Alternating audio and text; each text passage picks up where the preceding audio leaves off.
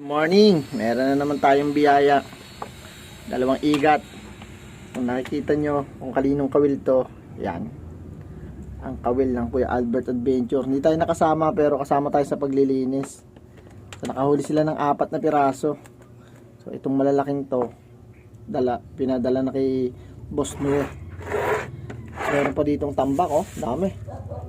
So para sa mga good buyer natin ulit to, na mga bumibili, yan. So pinutol yung episode na yun, pinutol yung kawil ni Kuya Albert. Malaking igat yung pumutol na yan. Yan, shoutout kina Kuya Albert. Di tayo nakasama, ito, tayo maglilinis nito. Yan, laki na rin, oh. Maganda na, good size na, lunok lahat. So yung pumutol sa kawil, yun ang mas malaki. Yan, magkapatid to, isang sukat eh. So para sa mga bago nating followers at